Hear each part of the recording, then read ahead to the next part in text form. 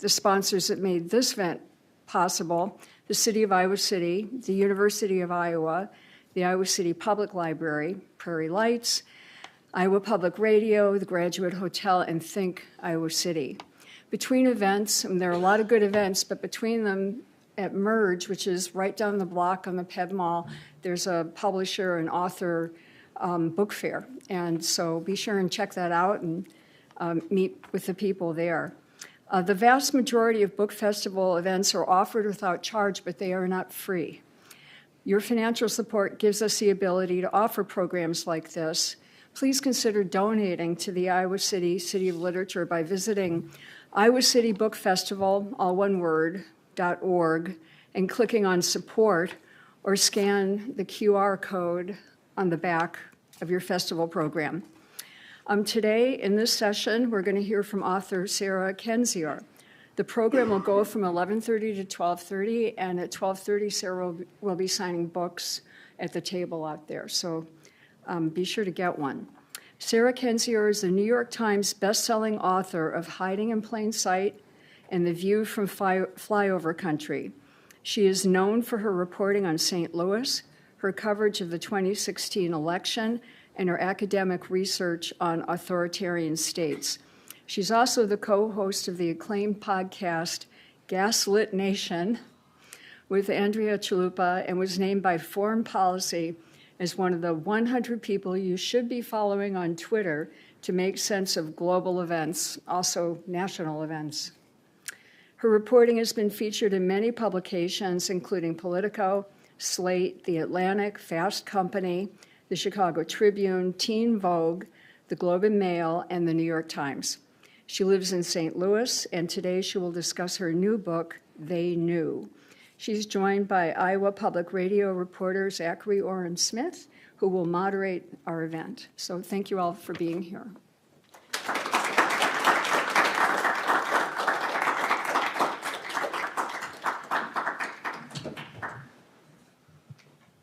I don't want to sit this close. I want to kind of target us, so it's kind of like a posing angle, a solid right angle. Yeah.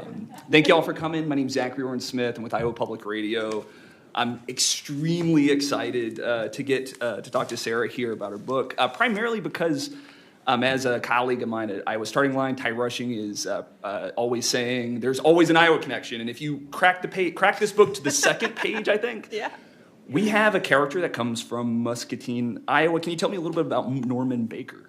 Yeah, Norman Baker is the first person I wrote about in this book. He was a con man from the 1920s and 30s who also was a demagogue, who was very popular in entertainment, ran a radio show, lied to people, swindled them, very anti-vaccine, got people to take all sorts of fake cures for cancer, and ultimately led them to their deaths in a hotel, well, what's now a hotel, in Eureka Springs, Arkansas. And so the reason I started writing about Norman Baker was because I started writing this book in early 2021, and there were two things I was really sick of talking about. One of them was COVID, and the other was Donald Trump. So I basically, through this horrible story, which resulted in the deaths of many people, managed to encapsulate a lot of the same themes I would have had I been written about, current events today. And then eventually, if you've read the book, I went on to describe those events and those connections as well.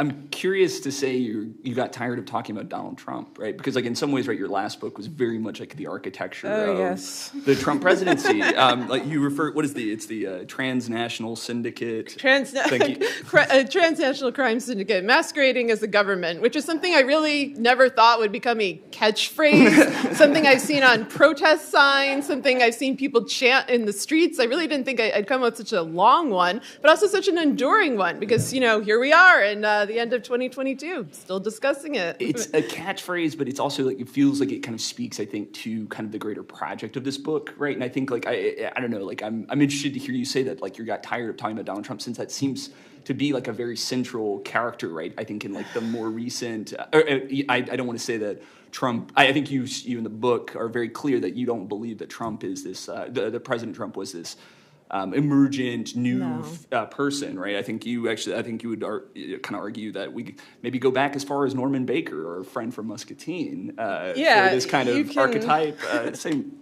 You can go back to, the founding of this country. You could go back into human history. There have always been people like him. There's always been criminal elites, and they've always relied on a network of enablers to cover up for their crimes.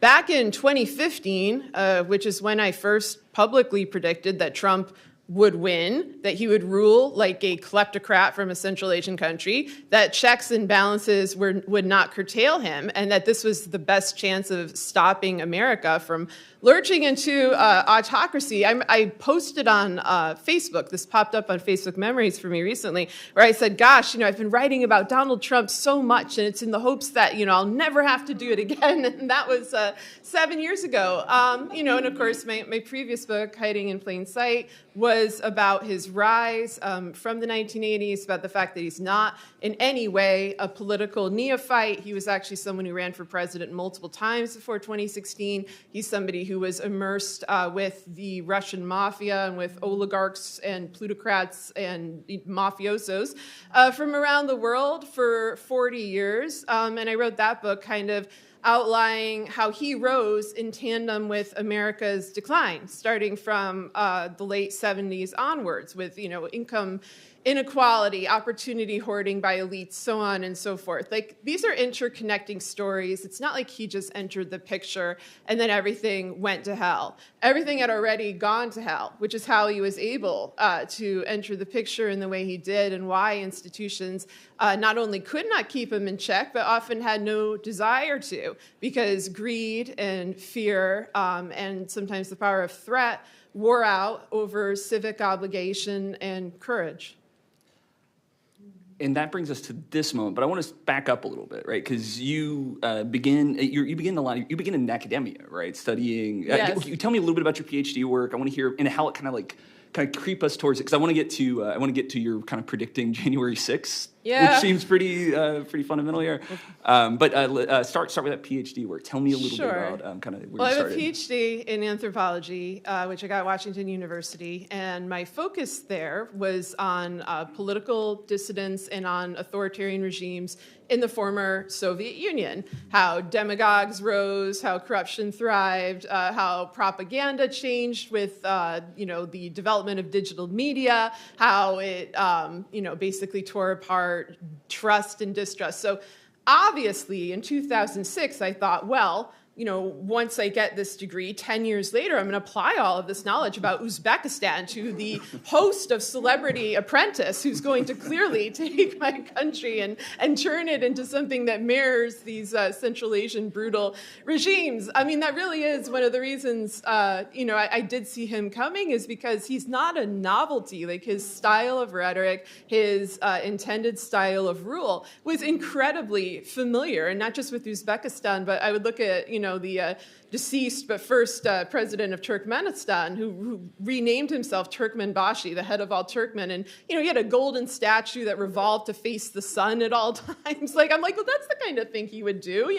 That's that we would have a Trumpmanbashi. And so, and unfortunately, that is what came to pass in terms of a personality cult. But more seriously, it's what came to pass in terms of human rights violations, international corruption, the loss of, basic principles and basic expectations of what a government can do or would provide. It was a combo of that. And then before I went into academia, I worked in New York tabloid media. I worked at the New York Daily News. So I know how they cover Trump, and I know how they're paid off, either through information or sometimes even by money, by Trump and his goon squads. I knew the media was probably not going to rise to the occasion, because the reporters who really did rise to the occasion, people like Wayne Barrett or David K. Johnston, tended to be censored. And I wrote about that in Hiding in Plain Sight as well. This is not some renegade outsider. This is the consummate insider. This is the deep state, at which he rails against. He and his little cohort actually are that, and they've, projected that onto others in order to get away with, state crimes that make them enormously wealthy and keep a money train, running our country into the ground. Please. Thank you. it seems like the mission of this book, right, is this you're this kind of like exasperated prophet who has like you keep seeing this stuff, you keep telling people this is going to happen, this is how it's going to happen, I think it has to do, I think like centrally, right, the book is trying to illustrate kind of a distinction between what is, I think my understanding of a conspiracy theory, right? You guys will be familiar with your. I grew up in a post 9/11 world, right? And very much the sort of mantle of the truther of the conspiracy theorist is not something that you want to be called in public, right? And I'm interested in hearing you talk a little bit about the mantle of the conspiracy theorist and why you feel like we need to kind of dust that off and rethink about how we're positioning it, please. Yeah, that's a really interesting point, that you grew up post 9/11, both because you are familiar with this archetype and also because I thought you were a time traveler from 1983. Anyway, no, but it really, I feel good because I'm apparently very aged compared to you. I'm gratified to know that, yes, there is this stigma attached to the term of conspiracy theorist that I am trying to remove, because a conspiracy theory, I think, should be viewed as a neutral term. Conspiracies are real. Watergate was a conspiracy. Iran-Contra was a conspiracy. January 6th is a conspiracy. Everything the mafia or organized crime in general carries out is a conspiracy by nature, because it can't be open because it's illegal. So what happens is, though, when powerful actors carry out a conspiracy against the public good, we end up with partial evidence because they're doing it in public. So we're able to see the results. We're able to kind of guess at the motivation, but we don't have all of the evidence. We only have partial evidence. And so when you have partial evidence about a conspiracy, you form a theory. You form a conspiracy theory. And I think there's a big distinction to be made between the kind of theories that are based on facts and precedent and evidence and the kind that are completely fabricated by malevolent actors who cloak themselves in this veneer of conspiracy theorists. People like Alex Jones, who I just think of as a propagandist and a liar and a hate monger, but who manages to get people in the sway because he occasionally will deliver partial truths or ask interesting questions that a lot of the media or our political officials don't want to answer. And so there's an opening for people to kind of plunge into that wormhole. The same thing happens with QAnon. You get them talking about topics like the Jeffrey Epstein case, which I've had the misfortune to write about now in 2 books. But one of the reasons I was writing about it is because I think it's important, both for the victims, but also on a national security level. And yet it was frequently ignored. And there's a long pattern of this. And what happens when a topic is ignored, when it's deemed the realm of quote unquote conspiracy theory, is that the powerful conspirators actually carrying out the crime are better able to get away with it. It's easier for them. They are the prime beneficiaries of this conspiracy theorist stigma. And talk a little bit about the tactic there, right? You write that the danger comes when questions are mistaken for answers and theories are mistaken for facts. I think recently Alex Jones was in the news over being sued by the parents of Sandy Hook victims. Good. It was for me. This was the first time I'd seen maybe there are examples, but one of the few times I've seen accountability for this kind of vitriol, this kind of theme, maybe in American politics.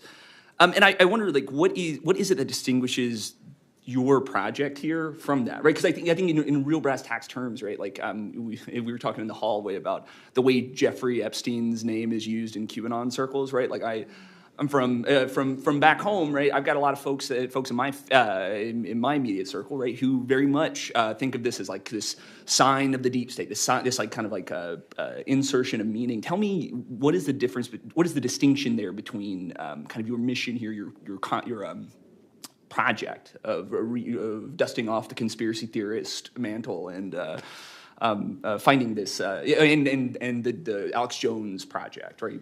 Give me that distinction. Yeah, I mean, I think the stated mission would be the same, that we're looking for the truth, that we're looking to look at uncomfortable or unpleasant parts of American history and, bring bad actors to accountability. I don't think that that's what somebody like him is actually doing.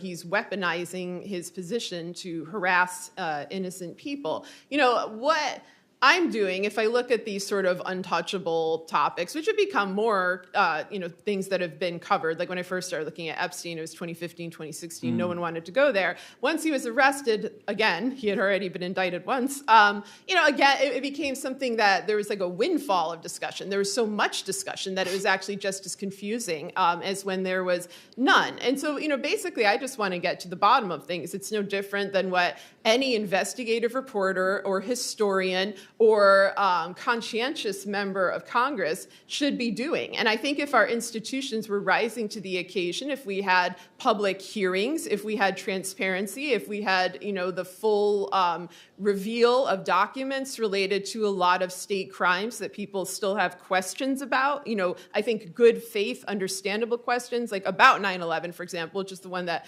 Alex Jones exploited the most, just questions about who benefited from this attacks, why couldn't our intelligence agencies stop them? Like, those are logical, sensible questions. Those are very different from the planes were CGI or, that kind of realm of nonsense. And so, but I think that folks have, especially post 9/11, because there was so much condemnation of anybody who did not toe the line, who questioned, for example, are there WMDs in Iraq, which turned out to be a great question to ask, and it was because they were lying, and they lie quite frequently. And I think that there's a reluctance to admit the degree to which our public officials lie to us and the degree to which they get away with it, because there's often very little follow-up. These events just sort of fade into the background and a new crime or a new scandal or a new problem appears. And so things don't get resolved. And I think the older you get, the more of this you witness, especially when there's a recurring cast of characters, as there is, certainly within the Trump circle, you'll see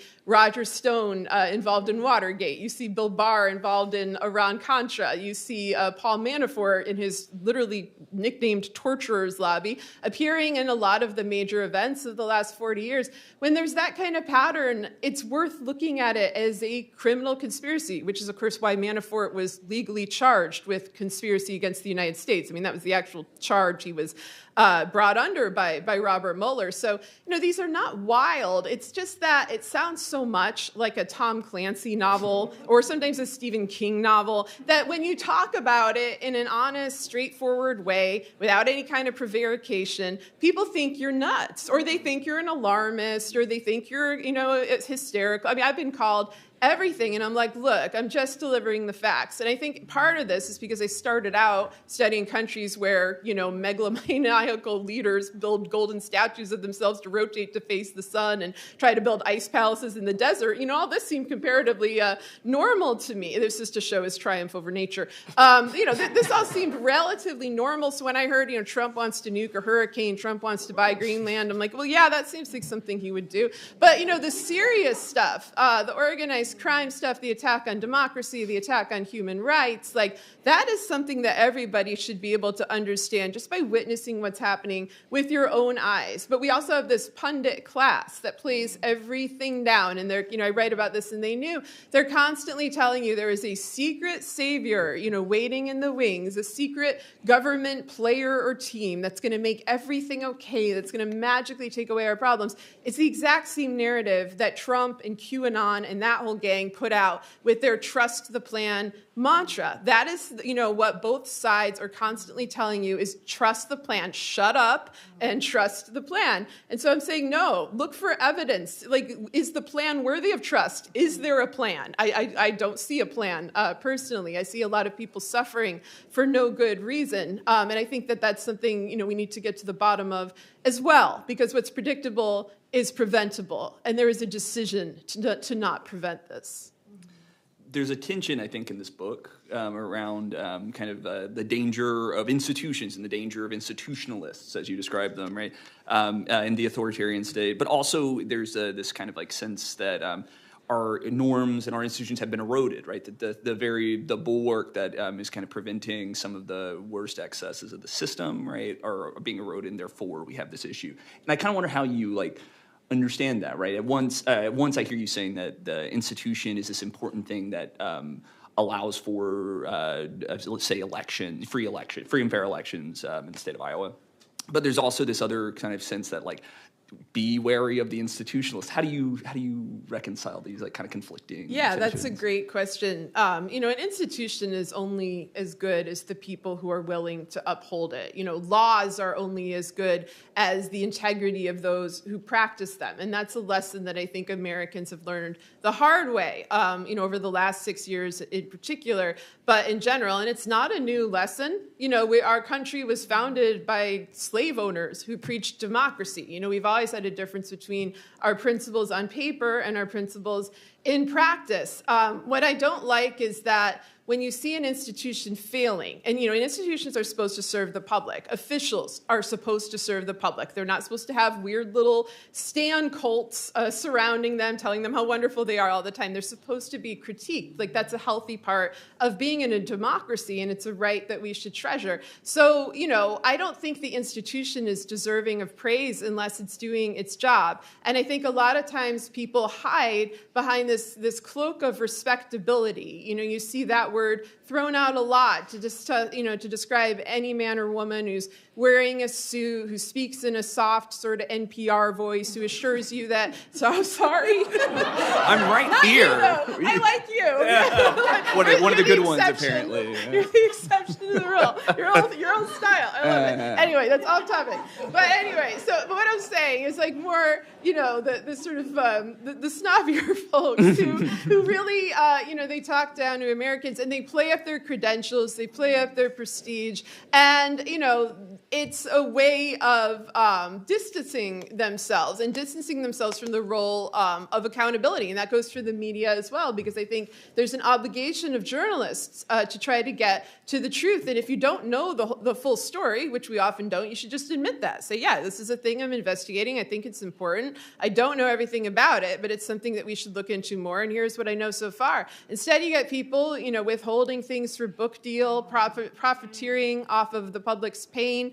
And that goes for officials as well. The people who commit the crimes get book deals for committing the crimes. And then they make money, off those deals. So you have to think to yourself, well, what incentive is there now for them to not commit state crimes? What incentive is there to bring the information to the public when we can use it, when it has utility? There isn't any anymore. So there's a lot of complicated networks, I think, all engaging in a kind of mutually beneficial corruption. So I think it's easy with a presidential figure, right, to see sort of like what you mean by a cult of, and with an elected, to see the sort of like cult of personality, right? I've been interested to hear, I've been listening to some of your other interviews you've given, and one of the things you mentioned, like actual public servants, right? So folks, these are non-elected folks that have developed some sort of cult of personality. I wonder if you'd explore that a little bit more. Yeah, I think, we're living in a time of a lot of trauma, of a lot of chaos, and that is when demagogues tend to rise, and that's when a cult mentality tends to rise. And, the first kind of, alarming recent manifestation of this, of course, was Trump, who's a very charismatic figure, very good at rallying a crowd and, branding himself and making people loyal to him. But then I saw that same sort of cultish worship extended to figures where I did not expect it.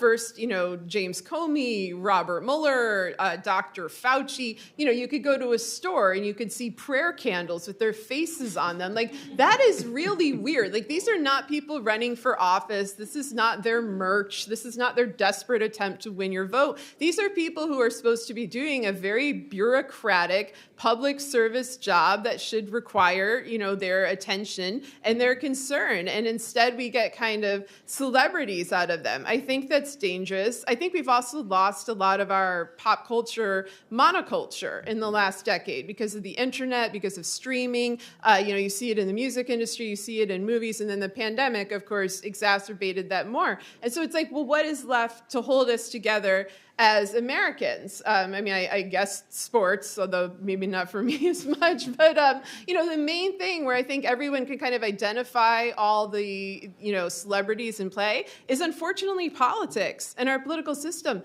But it's so vicious and it's so twisted, and I don't think it's really representing how ordinary people are living their lives. Like, it's horse race, game playing, whereas we're dealing with real on the ground problems, and that doesn't do anybody any favors.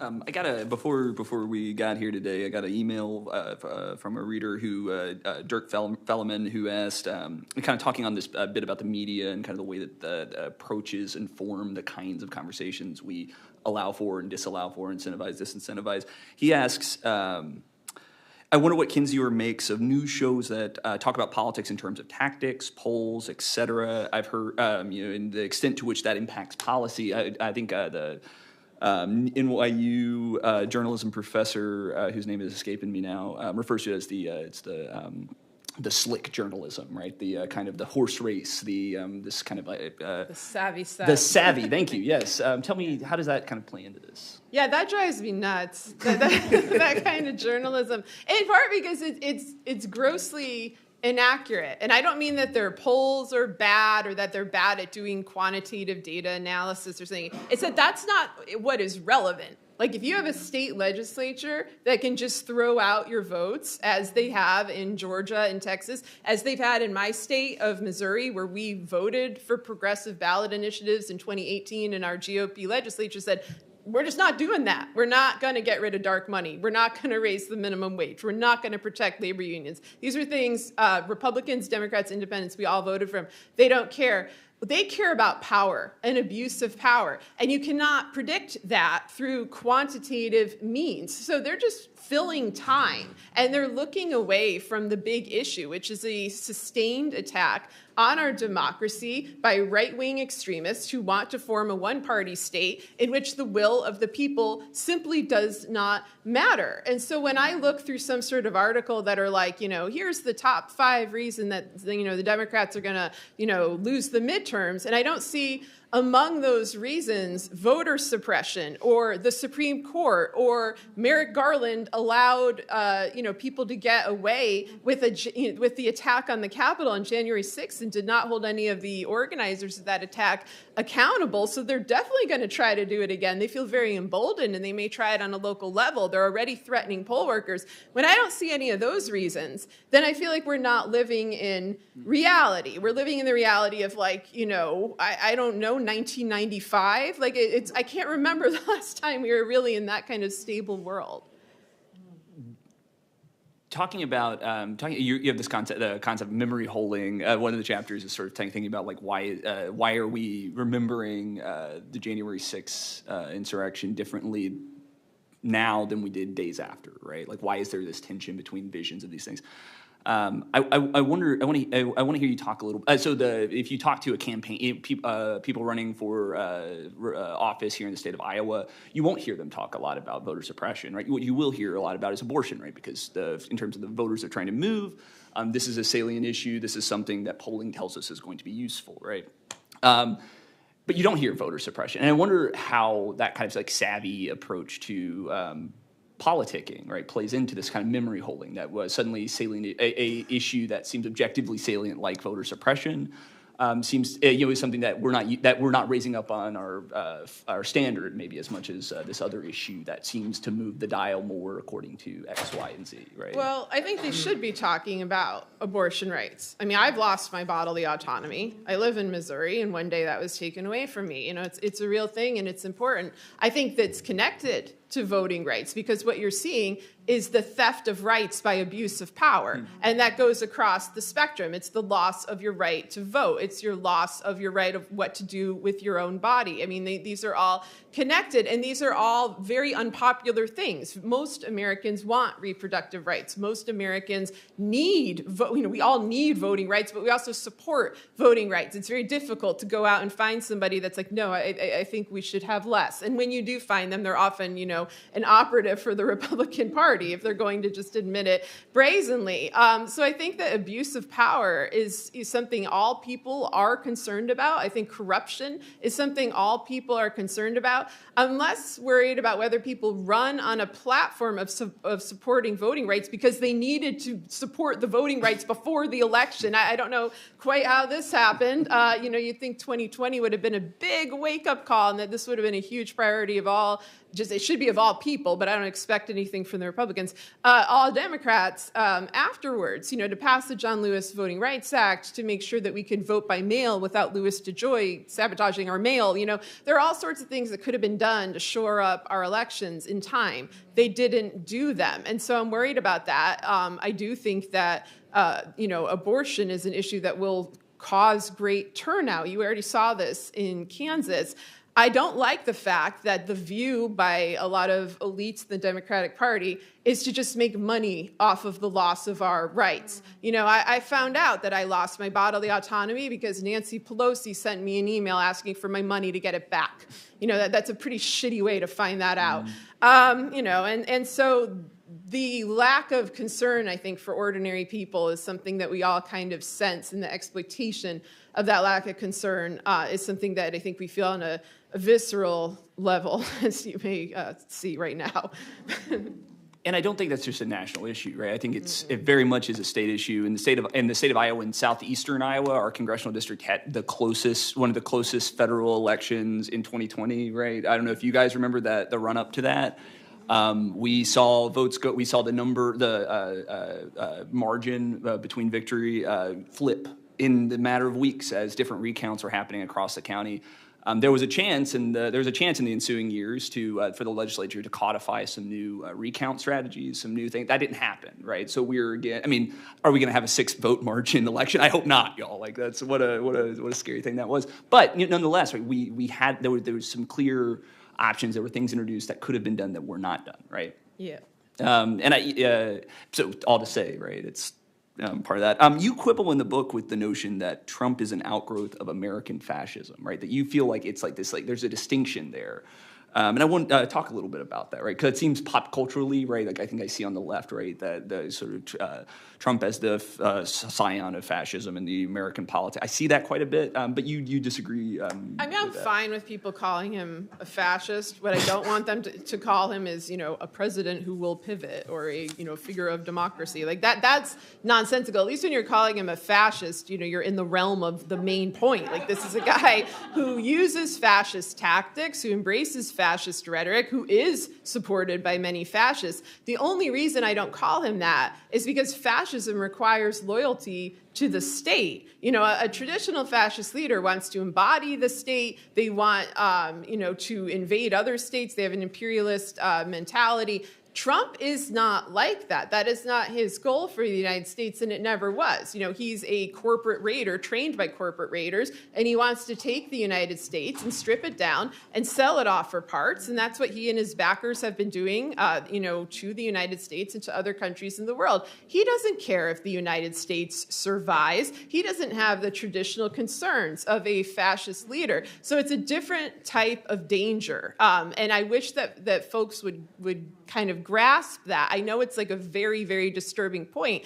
but I think the model that he and many of the people backing him, like Steve Bannon, for example, would be something like what happened to the former Yugoslavia. They want a number of feuding nations within the landmass of the United States. They don't see it as a country. It's just a landmass to be mined for resources. And they want these to be overseen by plutocrats and oligarchs who would benefit from war. So I'm very against all of these secessionist movements. I'm very against this idea of blue and red states. I'm sure you hear all this crap in Iowa. I mean, you guys get to be first every presidential election, so I just feel very sorry for you. But, there's no such thing as a red or a blue state. I've said this for a decade. America is purple, and it's purple like a bruise because we're united in our suffering and in our pain. And those terms, the red and blue states, they were invented in 2000 during the Bush versus Gore election by TV pundits. And then people try to make them like there's this innate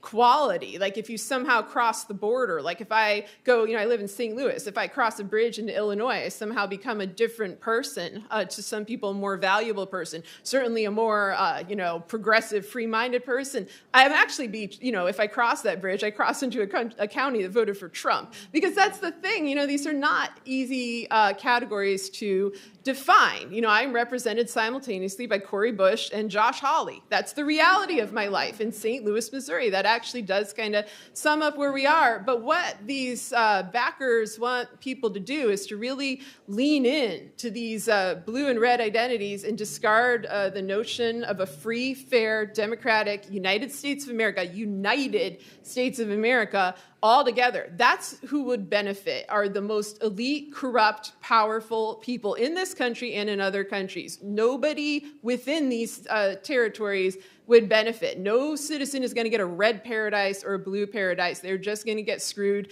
even more than they're getting screwed right now. Wow, was that what I heard? In a recent podcast episode, you called on listeners to write in about what they're doing to get out the vote, right? Kind of a really direct appeal to like trying to appeal to electoral politics. I wonder what given this book is like almost like kind of like you're pulling on the string of our civic system, and seeing kind of like what happens, what unravels there, what falls out. I wonder what your relationship with electoral politics is, what your relationship with voting is, given, what I think is a well-earned suspicion. Yeah, my co-host was the one who did that, Andrea Chalupa. But I'm fine with her doing that. We have an audience that likes to tell us about their own local communities and about the local laws, the state laws that they're contending with. And I think that that is valuable. And I think how people are struggling to survive under repressive circumstances is a valuable thing to know, in part because you're not in it alone. We're all in it together. And I think that kind of communal, sharing of experience is a valuable thing. I always vote. I vote in every election. I'm just not under the illusion that election day is the day that just can change everything, because we are seeing, firsthand the fact that we have bodies that supersede our congressional rights. We just saw this with the Supreme Court in particular, and we're about to see a lot of really awful rulings, I think, come down over the next couple of months. So it's more just, not skepticism, but a wariness of trying to boil everything down to like one man, Trump, one day, election day, et cetera, when the problem is structural and multifaceted. Before we open up to audience questions, I wanted to ask you, begin the book with kind of a road trip narrative, right? You're taking 2 children across America.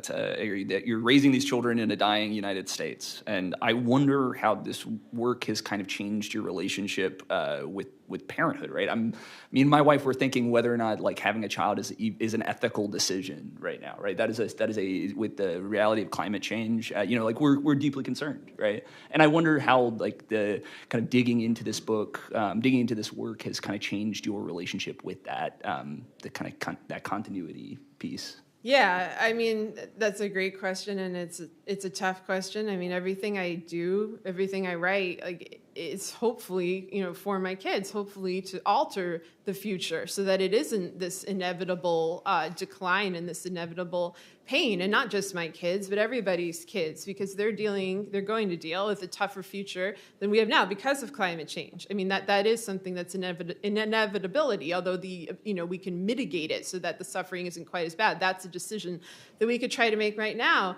But yeah, sometimes people, I don't know, they ask like, why do you write about all this grim stuff? Why do you write about all this endless corruption and horrible things? It's because I want it fixed. And the only way you can fix a problem is if people know about it. If you keep your head in the sand, if you put blinders on, then nobody will rise to the occasion. And this is a group effort. This is going to take everybody to turn things around. And I truly don't believe anybody deserves this. I don't care who you voted for. I don't care where you're from. I don't think anybody right now deserves to live in the conditions that we're living in now. And little children who have to grow up in this country, or what becomes of it, certainly don't deserve that either. And so that's why I do what I do. You call it, you use the phrase hopism, chronic hopism as being, hopium, thank you, the hopium of the masses. So let's go over to audience questions. If you are interested in asking Sarah a question, either about a book, about her career, about anything, I think we're all kind of ready for that. There's one right here. Please. I think it should be on. Hello. Big fan. Thank you. One of the things that one of my favorite quotes of yours is, you can't go by the book if the book is burning. And I heard you say it a couple of times during Trump's presidency on your podcast, and I haven't heard you say it in a while. And I'm wondering what ways you sort of still feel like that's true, and what ways maybe you feel like we're getting better. I think I just got tired of saying it's I had to come up with new dark and disturbing aphorisms for our time. Keep it fresh. I am worried that people are, well, I mean, maybe there has been a change, but unfortunately, I don't think it's in a direction that you're going to want to hear.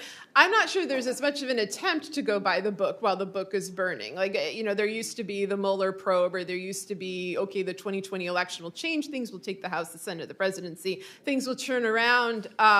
There's not even the pretense of trying for some of these people. I think on a local level, people are trying very hard. I think sometimes on a state level, people are trying very hard. On a national level, I don't see it happening. I absolutely believe, though, in that expression, because this protocol and norms, the idea of shame. I mean, we're seeing that now with the Herschel Walker case. Like, all of that is out the window. And so you can't go by the kind of, traditional mandates of the court of public opinion. But more disturbingly, you can't go with the traditional protocols of the actual courts. Like, the Supreme Court will behave nobly. They will do what's in the public interest. They will not show favoritism towards a, career criminal who became the president. That kind of thing. We can't expect that anymore. So unfortunately, it still holds true. The more we point it out, the better off we are, I think. Other questions? So my question is about religion. And, a lot of the stuff you're talking about, like the cults and things like that, sound very religious to me. And with the Supreme Court, the way it is with, 6 Catholics? I don't know how many Catholics now.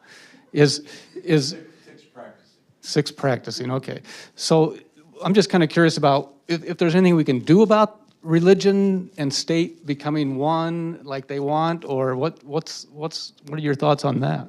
Yeah, I mean, I think a lot of their alleged piety is just a cover-up for a grab for power, and I don't think it's unique to Catholicism or any kind of religion. If you look at things like the family at a lot of these prayer breakfasts that they have, you'll find Bibles that don't include Jesus. When you look at a lot of the offshoots that a lot of these Republican operatives are involved in, like Opus Dei, which, Bill Barr is in, you will find something that doesn't kind of match the traditional practice of Catholicism. They are cult-like. They are very secretive. But I do think that they want to use a theocracy as a means of controlling the population, in particular controlling women, but also justifying obscene violations on human rights and pretending that they're, just very pious, very, loyal to God, carrying out His will. And of course, it's a violation of many things. It's a violation of church and state, but it's a violation of basic, integrity and honesty. And I encourage everyone to kind of look through the facade and follow the money.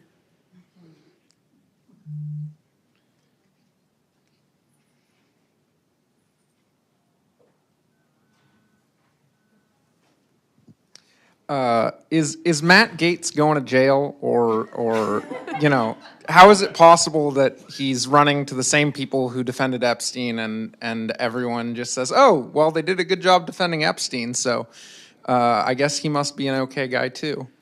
Yeah, that network that's defending Matt Gaetz, it's defended quite a lot of accused, very powerful pedophiles, and they continue to do it over the course of multiple decades. That's one of the reasons that one of the things that surprised me in terms of how continuous it is. You often find that people who get away with it are products of nepotism. Like Matt Gaetz is the son of Don Gaetz, who's a congressman. When people are in those interlocking circles, political circles, media circles, for such a long period of time, they end up with blackmail material on each other, and they end up with circles of insularity that make it a lot easier to carry out state crimes. Gaetz is somebody who, because unfortunately I study so many other high-ranking elite pedophile traffickers, that he really kind of fell off the edges. I was like, there's only so much I can take. I'm just going to outsource him to somebody else. But yeah, I think that folks should be looking at his connections to Roger Stone, for example, others who are dominant in Florida politics. Maybe look at Ron DeSantis and what their relationship might be. But it's just shameful. I mean, we have a failed justice system on a massive level. It fails ordinary people in that, they often go to jail for crimes they did not commit, or they can, if they're black, can be shot by the police and the police face no penalty. But we have white collar crime that's mixed with organized crime, that's mixed with the government, that is just never punished, even if people confess to their crimes on television. Like Trump has confessed to obstruction of justice twice on TV. Like, I have to narrow the categories now. Instead of just, maybe he committed a crime. It's like, no, he confessed to this crime in this place twice, because so much time has passed that this is actually a possible thing. And I'm sure, maybe Matt Gaetz will confess eventually too. His crime partners have. It didn't make a difference. I think it's a mix of fear, threat, and insularity, and people benefiting from that kind of powerful money network. I think something that the audience might benefit from, a thing that you just kind of illustrated, is a process of kind of unspooling, right? Of like kind of thinking about connections. And I wonder if you say a little bit about kind of your approach to unpack. So you received like, here is person A that we want to better understand their connections to this bigger structure. Where do you begin with a question like that? How do you approach that? Yeah, I mean, if I'm looking into an individual, like I just dig deep into their biography. I mean, in this case, like, I came out of academia, and this is what I've retained from it, is just a lot of research and a lot of reading. I think paywalls have become a huge obstacle to that for people recently, including me. Had to pay quite a lot to be able to write. They knew. But you need to dig really deep. I think you need to throw out spurious connections. It's not enough if like two people were in one place at the same time, especially if they're in the same field. But the thing that amazes me about studying the Trump crime cohort, or Republican or Democratic crime, is that there's so much already written. It's in the public domain. There are entire books about this, about what Trump did with the Russian mafia and the Italian mafia, for example, written in the late 80s, written in the early 90s. You could go to back issues of Spy Magazine or Vanity Fair, or a lot of the New York tabloids, and get this information, to the point that when Mueller was running the probe, I kept thinking, does he not have like a library card? Does he need a subscription to say Us Weekly like I had, which is how I found out that Ivanka Trump went to Croatia with the Russian oligarch in the summer of 2016 at a pivotal campaign moment. People are like, how do you know about that? I'm like, it was in Us Weekly. Like, this isn't hard. This is like the easiest crime to solve. Also, someone like Trump will repeatedly confess his crimes. So that's what's so weird, because there are conspiracies that I think are very difficult to figure out, in part because of the passage of time. The people involved in them have died. The materials about them are difficult. When you have a very high-profile public figure like Donald Trump, who's been famous literally my entire life, who's surrounded by professional GOP operatives like Manafort and Stone that love to flaunt their criminal impunity, none of this is very hard to figure out. So the question to me is, well, why are they allowing it? Like, what's up with the enablers? Why are these people put into positions as judges? Why are they holding back to such a degree when we can prove these crimes fairly easily? So I'm much older than Zach. I'm a post-Cuban Missile Crisis baby. And I feel at the moment the world is closer to the edge than it's ever been to having a big crisis. And I'm not a big follower of you. My sister here is. But my question is, and I was lucky to see Woodward and Bernstein at Hampshire, and they talked about the new culture of hate. What cataclysmic event is it going to take for us to get back on track? Because there's only so much I can do. I'm, of course, a white privileged person, and I vote and I do my best, but what is it going to take to turn it around? I'm not sure. I mean, if you look at the last few years, we've lived through an attempted coup, an attack on the Capitol, a global plague, the erosion of a lot of our rights. The biggest protests in American history took place, over the course of the Trump administration. Some of the biggest election turnout in U.S. history did. I mean, I think people do care, and I think people are trying, and I think that they deserve credit for that. I think we have an overarching structure that emphasizes and rewards cruelty. It exploits it, but there's an incentive to behave that way. I'm not sure if your question about being to the brink was nuclear related or just about kind of a societal breakdown, like a Yeah, I mean, because we're having that as well. Yeah, I mean, one thing I keep thinking about is that in the aftermath of the 1918 Spanish flu, you saw a lot of the same things happen. Incredible economic instability, xenophobia, white mob violence. You know, when people are traumatized, when people are afraid, I think their worst instincts are brought out. And we live in an environment where they're cultivated through social media and also through a lack of accountability in government.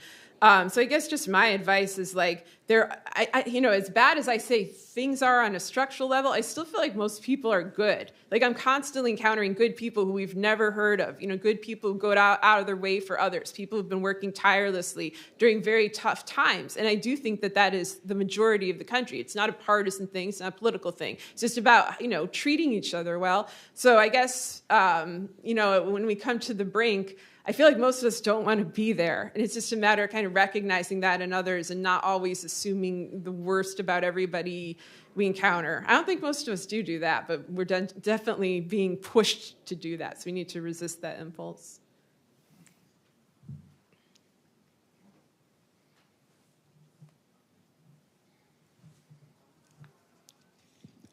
I read today where Christopher Wray is now coming under fire with the FBI moles, per se, and doing business with the Oath Keepers and Proud Boys. So.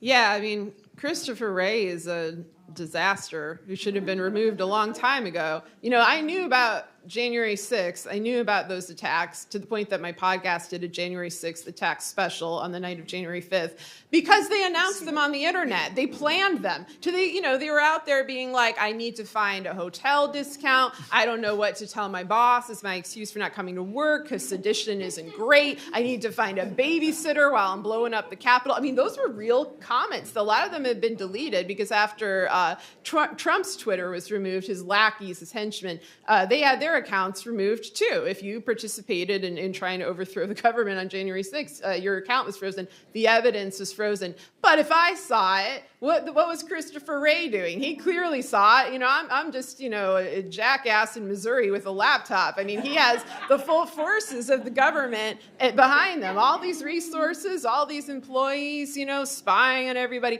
They obviously knew, and they let it happen. And I think that Biden should have let Wray go on that. I think there should have been hearings about Wray's failures. I think that's one of the reasons there was reluctance to have hearings about this event at all, that they cut the second impeachment so short. They didn't get a January 6th committee together until July 2021, and then they've had like 7 hearings. I mean, this is a big deal, and the failure comes from the top. So I'm glad it's being discussed more now, but he's another in a long line of FBI failures. Hi, Sarah. Is this working? Okay, yeah. Anyway, I just sort of have a question. I've been listening to you for a long time, reading your work for a long time. And one of the questions I have is, how do we start to bring people back? People that have fallen in under the sway of these conspiracy theories, that are good people at heart, but they're believing these things that are a family. How do we start to have these conversations? I think it depends, on your relationship with the person in question and the topic at hand. I do believe people can change. I believe in redemption, but I also just think people change their mind when they get new information. Like I've had people write to me and say, because they'd read Hiding in Plain Sight, they're grateful because if they hadn't, they might have stormed the Capitol on January 6th. They're going down that QAnon wormhole and knowing, additional evidence got them out. I'm not saying this is some sort of, fail-proof way of doing that, though, because I think a lot of it depends on the relationship of trust between the individual and the person you're talking to. And when I have folks like that in my life, I look for commonalities. Like I look for shared views, and often that shared view is corruption. It's frustration, intense frustration with the government. It's just a matter of, well, who do you blame? And then that's when it tends to split in opposite directions. And so I hate the idea that we all need to come together under mutual hatred of our officials. And that's not what I encourage exactly. But I think, if you're anti-corruption, that's a set of values. That's showing what you do value. You want transparency, you want integrity, you want honesty, you want public servants who we pay with our tax dollars to actually do their job. I've been able to find connections that way. It's a pretty broad scope. And if folks are up for a conversation, then they are. Sometimes they're just not. Like sometimes it's just, it's hard to reach people. And then sometimes it doesn't work, and then it does work one day. And I don't know, it's complicated. There's no magic formula, but I do think it's possible. Pardon me? Do you want me to hold the mic? Yes. In the 1960s, I feel like there was a legitimate critique of institutions that led to people getting access to those institutions that hadn't had it before, women and minorities and such. And now it seems like the critique is coming from the right, and people getting access to the institutions are people like Marjorie Taylor Greene and Lauren Boebert. Do you see did one lead to the other? Is there a connection between those? Well, I think there's more of a mythology that somehow if women got into office, we would be really great, just, fair, honorable rulers that were somehow, superhuman and not just as human as the men who made bad leaders. I think that's the change. We've had very good female officials, and then of course you're going to end up with ones who are not. And I think the right wing knows how to exploit that and be like, look at us, we're very progressive here, very advanced, having this woman with no qualifications leading such a big, having such a big important job. It's what happens. I still obviously want women in power, and honestly, I'm worried that the right wing's little flirtation with putting female leaders out there, and the same thing, by the way, is happening in Italy. It's happening in other countries. This is a way to kind of soften the fascist blow. I worry that, in addition to taking away our reproductive rights, I'm worried they may, in the future, come for our right to vote, try to bring back laws like when you used to need your husband's permission to get a credit card, those antiquated notions where we're possessions of men. A lot of them want that. This is about control. It's rarely about the issue that they say it is. It is about control over women and control over anybody who, doesn't carry out their political goals. So that's what I'm kind of more worried in the future than their little, tokens that they put out for us to gawk at and mock. Okay, we have time for a couple more. Here's one. Hi, I wanted to thank you for being the jackass in the room, because I think the problem is that when we are Iowa nice or Minnesota nice, we can't even imagine, and it's not the lack of knowledge or information, but our lack of imagination to understand or comprehend or perceive what someone else is doing. So I was on this call with Ubiquity University, and they talked about the Powell Memo. And if you all don't know about it, I think it's the most important 50-year document by Supreme Court Justice Powell, who was appointed by Nixon. And if you read it, you'll see exactly what we're experiencing now in the whack-a-mole of every single issue at the end of every single tree branch of every kind of tree is what we're doing in whack-a-mole land. There is a core, root, causal condition. And the person who asked about religion, so I'm a religious studies major, in the 4th century, Constantinople went to Christianity and linked politics with Christianity. We're living out the patriarchy. The patriarchy, that root word comes from, so when we're talking about whether women have whatever, it's patriarchy that we're also addressing. So women dressed up like men, imitating men since the 80s, right? To gain access and power and agency and voice.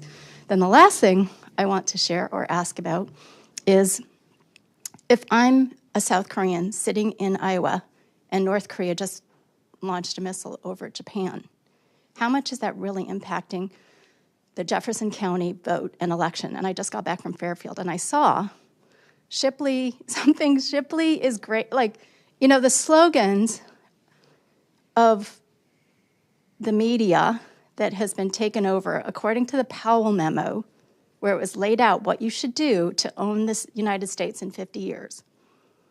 And what's happening in Jefferson County, Iowa, is literally what the Powell Memo identified and outlined. And so, thanks for listening. I'm not sure what my question was. Here's the mic.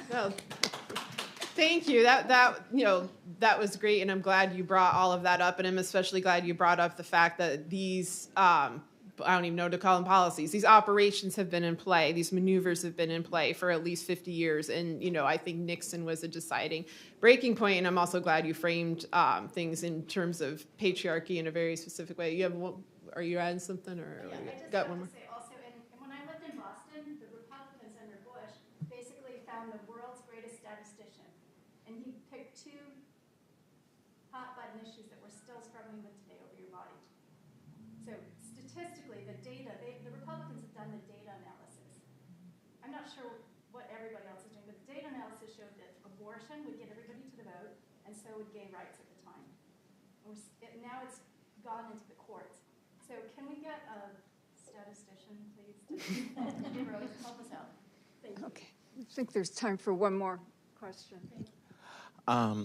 Trump, who I essentially see as a con artist, what's your take on his ability to con the working class into believing that he represents their interests? Because in the end, Trump is management, he's not labor.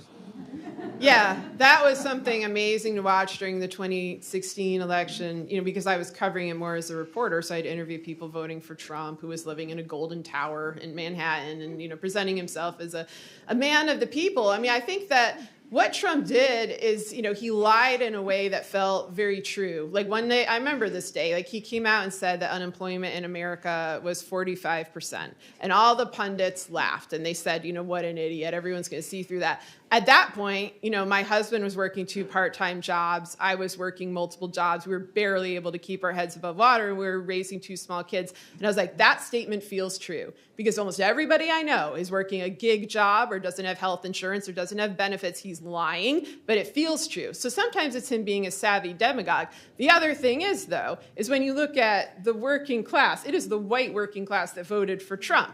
People who are working, minimum wage jobs, who are, black or Latino or anything that's not white, didn't say, oh, look, we found our populist savior. We found this very relatable fellow. I mean, they saw right through that. That's why I get so frustrated, and I wrote about this in both my books, when I hear the phrase, nobody saw this coming regarding Trump, whether it's nobody saw that he could win or nobody saw that he was going to rule like a dictator, because plenty of people saw it coming and they predicted it and they, issued warnings. And I think the question there is, when you hear that phrase, nobody saw it coming, who's being counted as nobody? Who's being considered as nobody? Because I think people who often aren't listened to as much because of their economic status or their race are the savviest people in terms of figuring out our political future, because they're in the line of fire. And so you need to really parse this in order to survive it. And so, yeah, I think his hold on whatever is, called the working class was definitely selective.